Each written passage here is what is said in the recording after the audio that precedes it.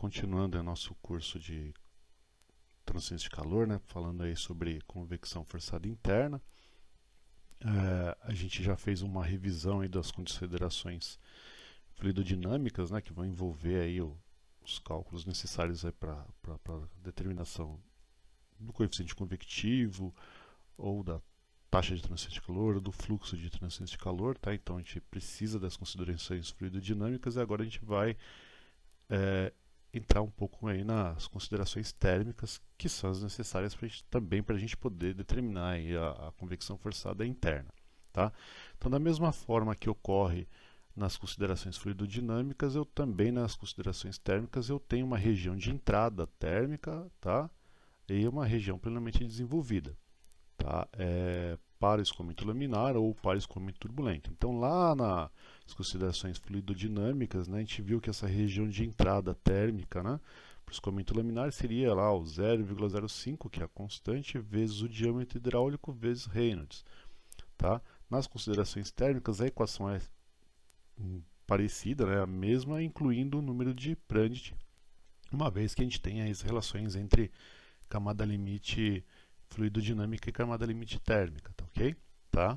Então, a região de entrada laminar, né, ela vai ser a constante 0,05 vezes o diâmetro da minha tubulação, tá, diâmetro hidráulico aí, vezes o número de Reynolds, vezes o número de Prandtl.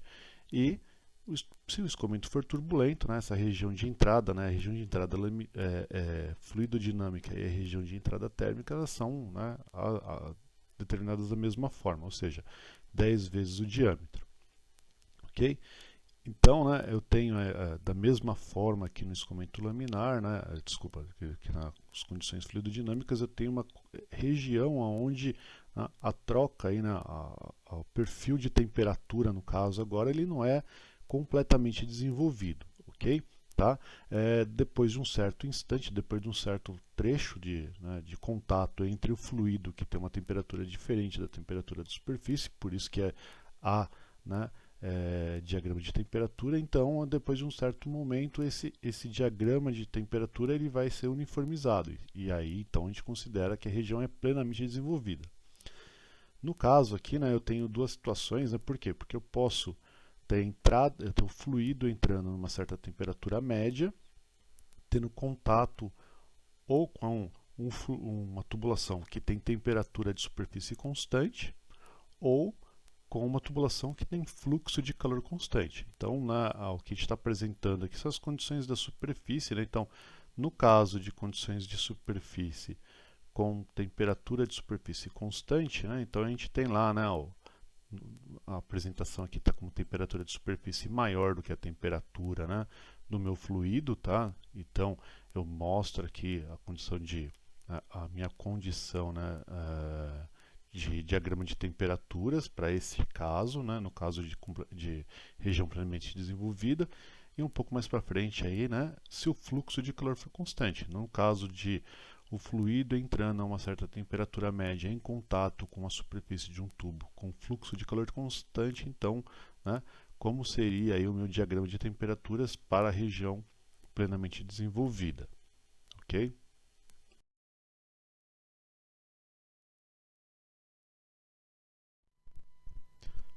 Então vamos lá. Então aqui no slide anterior a gente falou aqui sobre as características, um pouco sobre características térmicas, né? Então região de entrada térmica, né? E região completamente desenvolvida termicamente, tá?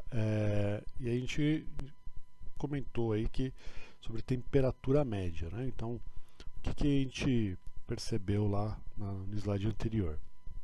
Que eu tenho aí para o meu fluido entrando numa tubulação uma variação da temperatura conforme eu vou me distanciando da superfície da tubulação, tá? Então isso eu estou mostrando aqui na figura, né? Então se você observar essa figura aí onde a temperatura da superfície da tubulação é maior do que a temperatura do fluido, o que você percebe? Que a temperatura do fluido próximo à superfície ela vai ter uma temperatura maior do que, né, a temperatura do fluido no centro da tubulação, tá? Dessa forma, então, para a gente poder calcular né, a nossa convecção, na nossa coeficiente convectivo, calcular, pegar as propriedades do fluido, eu preciso entender então qual temperatura que eu vou utilizar. Então não dá para, né, utilizar as propriedades pela temperatura do fluido para uma posição R qualquer, por exemplo, numa seção transversal qualquer. Então o que a gente trabalha é com a temperatura média do fluido. Tá? Então quando a gente fala de temperatura de entrada do fluido, está falando de temperatura média do fluido na entrada. Se a gente está comentando sobre a temperatura do fluido numa seção qualquer, é a temperatura média desse fluido. Tá? Então esse slide aqui é para demonstrar como é que é determinada essa temperatura média, o que é essa temperatura média. Tá? Então, partindo aí, né, de um trecho qualquer aí de tubulação, tá? Eu sei que o ganho ou a perda de calor, né, por esse fluido, ela é dada, né, pela equação ali, que é a taxa de calor, né, ou fluxo, né, no caso a taxa de calor, né, tá? Será aí então a vazão máxima desse fluido vezes o calor específico, a pressão constante, vezes a diferença de temperatura desse fluido aí, né, tá? No caso aqui, saída menos entrada. Por quê? Porque, né, supondo aí na nossa figura, né, como a temperatura da superfície é maior do que a do fluido, o que acontece com a temperatura do fluido entre a entrada e a saída? Ela vai aumentar, ok?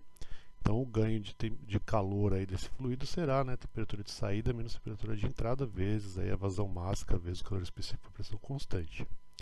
Okay? Agora vamos pensar numa seção qualquer, como no caso aí dessa figura. Então, para essa seção, né, o ganho aí, né, a quantidade de calor desse fluido nessa seção vai ser então a vazão máxima vezes o calor específico, a pressão constante, vezes a temperatura desse fluido nessa seção. E no caso, então, a temperatura média do fluido nessa seção. Tá? Então, nessa seção, eu tenho várias temperaturas, o que me interessa é a média dessas temperaturas. Ok, bom, eu posso reescrever essa equação, tá? Ao invés de mencionar como vazão máxima, eu vou colocar o que representa a vazão máxima. Né? Então eu sei que vazão máxima é massa específica vezes a velocidade vezes a área dessa seção transversal.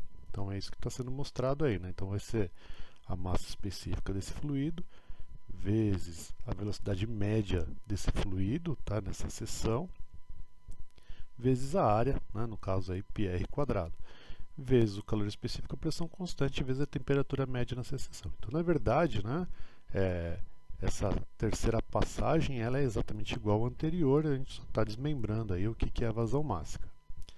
Ok?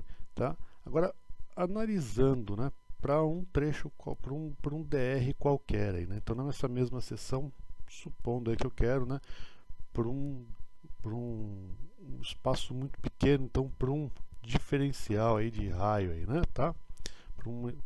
Então ficaria como? Ficaria então aqui, né,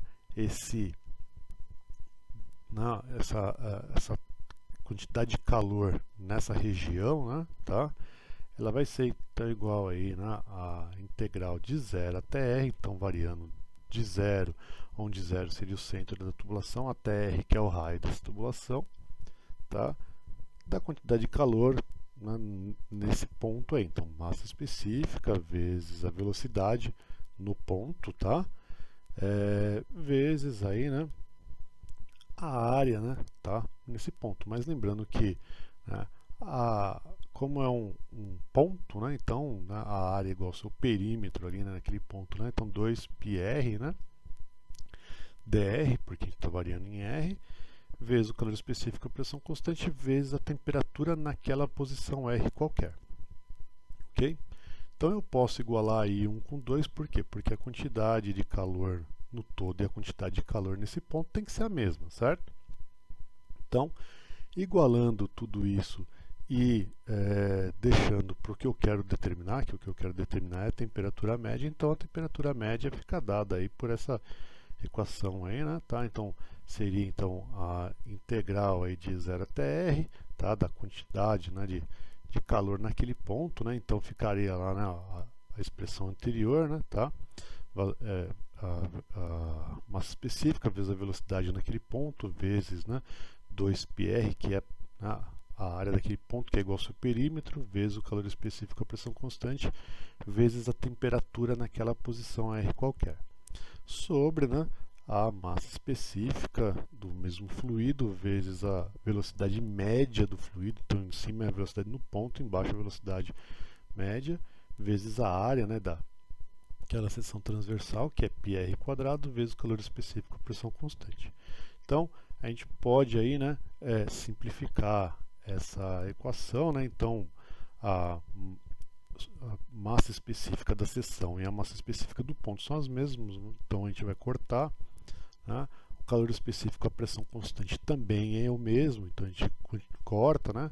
A constante π a gente, né, corta aí também, tá? Então a gente vai simplificar a equação, né, tá? De forma aí que a temperatura média, então, ela é dada por essa expressão, né? Vai ser 2 sobre a velocidade média vezes o raio da tubulação ao quadrado, vezes, isso daí, né, o que é constante, né, vezes a integral de 0 até r da velocidade em r, ou seja, a velocidade naquele ponto, vezes a temperatura em r, na temperatura no ponto aí, de um dr, né?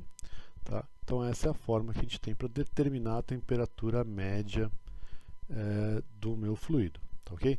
Então quando a gente usa a lei de Newton do resfriamento, né, quando a gente coloca lá para um fluxo de calor qualquer, a gente está colocando lá, né, a coeficiente convectivo vezes a diferença de temperatura. Então, supondo a temperatura da superfície maior do que a temperatura do fluido, então ele está falando que a temperatura seria a temperatura da superfície menos a temperatura média do fluido naquela seção, ok? Tá? Então é isso aí que a gente está utilizando na prática, né? Então quando a gente fala de temperatura, a gente está sempre falando de temperatura média do fluido.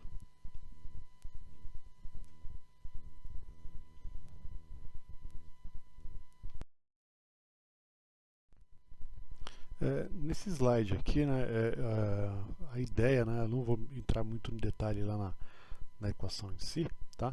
Mas o que é importante, né, uma diferença básica aqui que a gente tem entre a convecção forçada externa e a convecção forçada interna. O que ocorre? Na convecção forçada interna, né, supondo lá que meu fluido está entrando na tubulação, então a gente viu lá que tem uma região que é de desenvolvimento, né, então que é a região de entrada térmica. Tanto faz para o escoamento laminar ou turbulento. Mas, supondo escoamento laminar, tá? Então, a gente viu lá que tem uma região de entrada térmica e depois uma região completamente desenvolvida. Quando a gente fala que a gente está numa região completamente desenvolvida, então, a partir do momento em que o diagrama de temperatura ele é desenvolvido, ele já é uma constante, né? A grande vantagem aqui é que a partir desse ponto aí, né, o nosso coeficiente convectivo ele também é uma constante. Então tem uma variação, né, da entrada do fluido na tubulação até essa região, né, até que se encerra essa região de entrada térmica. Então nessa região meu coeficiente convectivo vai variar. Entretanto, depois que eu cruzo, né, a fronteira ali e ele está completamente desenvolvido, então desse instante aí para frente, né, desde que não aconteça nada e nenhuma modificação nas condições do fluido, né, ou de geometria da tubulação, o meu coeficiente convectivo será uma constante, ok? Então isso é uma coisa muito interessante, que é diferente da convecção forçada externa, onde a gente não tem essa constante do coeficiente convectivo ao longo da superfície do corpo. Segue novamente então as referências bibliográficas, tá? Para vocês poderem estudar esse assunto de convecção forçada interna.